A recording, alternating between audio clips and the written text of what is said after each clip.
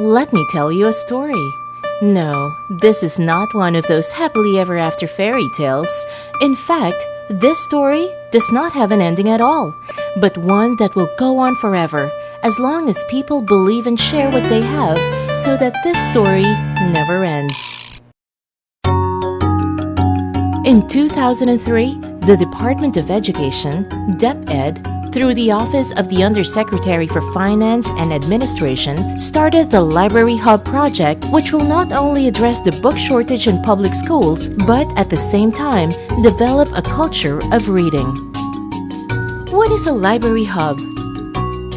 A library hub is a warehouse library equipped with reading books for students in public schools.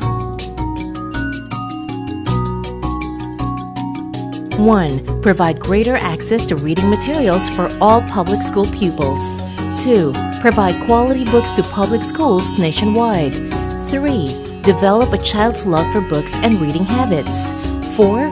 Make every Filipino child a book lover. 5. Support the development of reading and comprehension skills of public school students. How is a library hub set up? Due to budgetary constraints in the education sector, local government unit and non-government organizations are tapped to become partners of the hub. This funding is used for the renovation or construction, provision of furniture and equipment, and the provision of staff and personnel. While the DepEd provides a collection of supplementary reading materials which are all new and carefully evaluated by academicians and reading experts.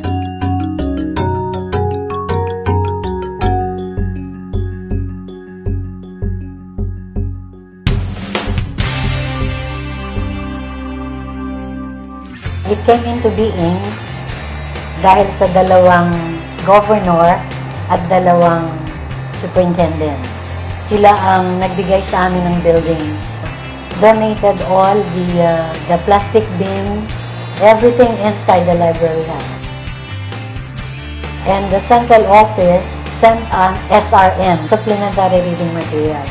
In DepEd Quezon, our inspiration are the students, the pupils. Actually, marami pong nagkakamali pag sinabing library hub. Akala nila pupunta dito para mag-research or magbasa. Ang hindi po nila alam, ito ay isang bagong strategy para ang mga bata ay matutong magbasa sa pamamagitan ng kooperasyon ng mga schools. Ang principal po, ang librarian nila sa mga eskwelahan, ang humihiram ng books dito by bulk. Ito po isang malaki lang na space na binigay sa amin. Noon pong makatanggap kami ng memo na kailangan magkaroon kami ng isang library hub sa division, tinignan po namin yung mga requirements. From there, kailangan merong office, computer room, bindery, reception, merong yun pong lahat ng mga requirements nila, inayos po namin kung saan namin dapat ilagay. How are the books organized and what is the borrowing scheme? The books are delivered to the hubs, packed in plastic bins by bundles according to the theme or subject area and by grade or year level. Before the books are lent to borrowers, the librarians process them by accessioning and cataloging.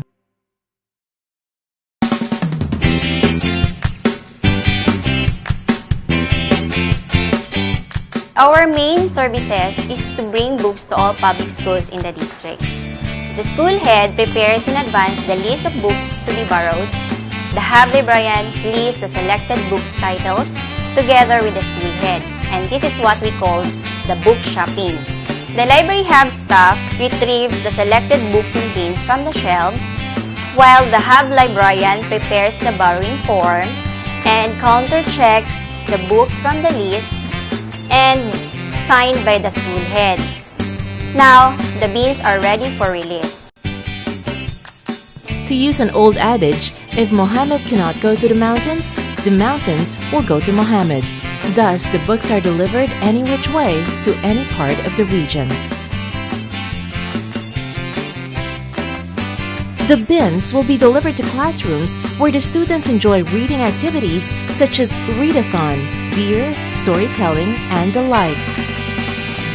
Library Hub's success has elevated the reading skills of public school pupils, making them almost equal to their private school counterparts.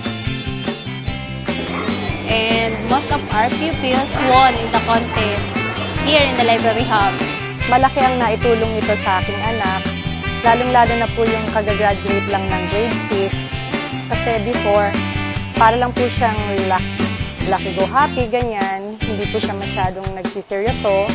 Hanggang sa napansin ko sa kanya na lagi siyang may inuuwing libro na isinishare niya dun sa kapatid niyang maliit na isa ring makulit.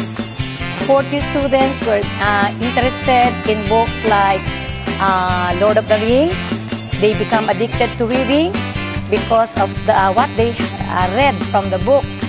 Dahil daw po sa mga aklat na nakikita niya sa school, ay very interested siya ngayon. Ang naging improvement mo ng aking mga eskwela na pagkakaroon namin ng functionary library hub ay ang mga bata po ay naging habit yung reading ngayon at saka naging nakatulong din po ito sa mga pag-uugali ng mga bata sa mga nababasa nilang printed material. Na-improve po yung aking reading skills. Natuto akong magbasa ng maayos. Natuto akong magsama rin ng mga stories.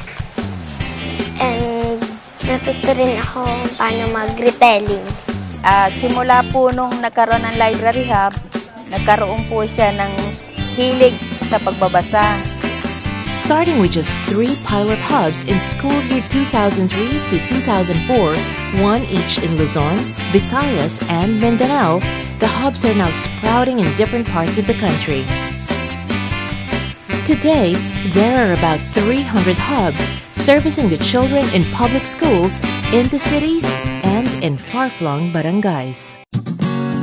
And to ensure that the gains of the hub are being maintained, the DepEd continues its capacity-building activities, seminar workshops on readership and librarianship, monitoring and evaluation of Library Hub operations.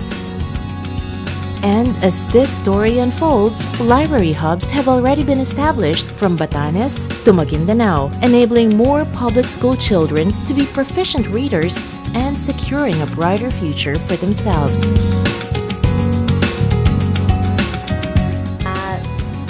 Sa mga stakeholders at saka sa nagdo-donate ng mga libro, sana po dadagdagan nyo pa yung support nyo para marami pa pong batang matuto at saka yung madadagdagan po ang kanilang kaalaman sa pagbabasa dahil po sa inyong tulong. Nagpapasalamat ako at meron dito malapit sa amin na library hub at malaking natutulong sa anak ko. Ang anak ko po ay sadyang mahilig magbasa at sa katunayan po nitong nakaraan nawalaban po sila sa English at nakarating sila hanggang sa regional level. Imbis na mag-internet ang anak ko, lagi na lang books ang kanyang gustong basahin. Maraming salamat sa Library Hub at saka sa government na nag-ayos ng Library Hub para sa mga kabataan dito sa San Pablo City. Like I said in the beginning, this story does not have an ending yet, because the project team continues moving heaven and earth to perpetuate the beautiful legacy of the hub. And there are still many children in faraway lands who hunger for learning and who dream to hold colorful, well-made storybooks. Public school children deserve all the support they can get. Who knows? Maybe the next great leader of our nation would be a voracious reader from a public school in a far-flung barangay.